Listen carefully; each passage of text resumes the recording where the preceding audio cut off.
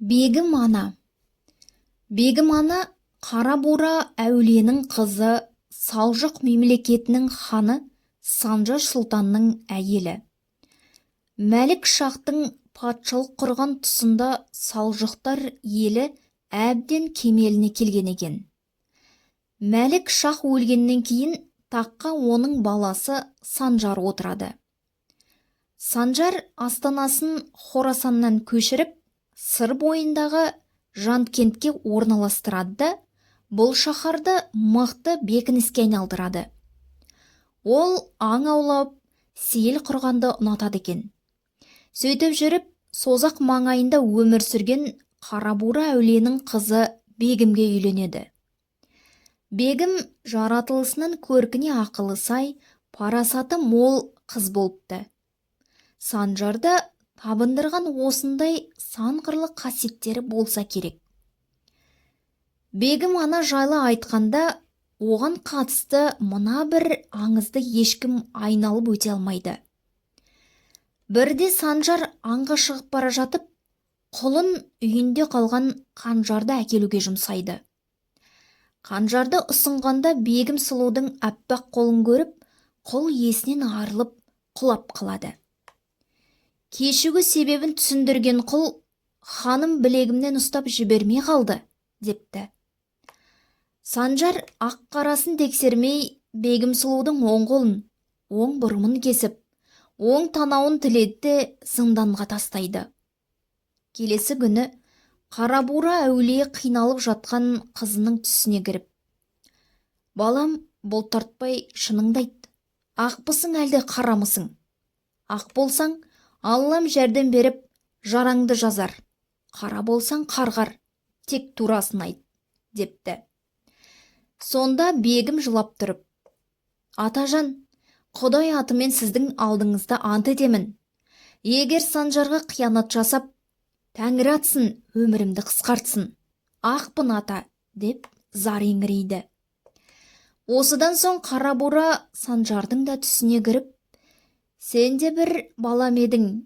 Егер менің қызым арам болып, саған қиянат істесе, келесі күні сол қолы, сол бұрымы кесіліп, сол танауы тілінген күйде мүгедек болып қалсын. Егер керісінше болса, қызымның ақ пен қарасын тексермей, жаза қолданғанда бір ауыз әділ сөзін айтпаған сенің шаһарыңды тірі адам қалдырмай жылан жұтсын», деп қарғап батасын береді. Келесі күні таң ата хан зынданға адамды жібереді. Жіберген адамы барса, Бегім баяғы сау қалпында отыр екен дейді. Содан бастап ханды үрей билейді. Кеш болады. Хан кеңесшілермен отырғанда іңір уақытысында аспаннан бір мес шаһардың ортасына түсіп жарылады. Местің іші толы жылан екен. Жылан тысқа тірі жанды шығармай шағып өлтіреді. Сонымен жайнап тұрған Жанкент шаһары Санжар сияқты қатыгез ханның кесірінен қас пен көздің арасында опат болады. Аңыздағы оқиғаның шешім табатын тұсы әртүрлі айтылады.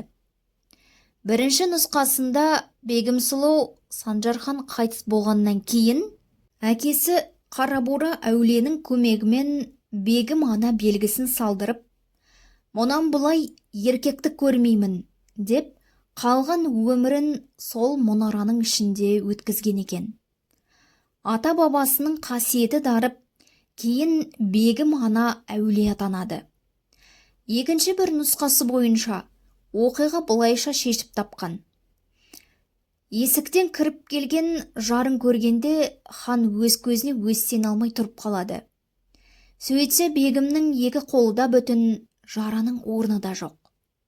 Әйелінің бейкүнә екеніне көз жеткен Санжар қанша жалынып кешірім сұраса да, Бегім ана елікпей, күйеуіне бұрылып та қарамайды.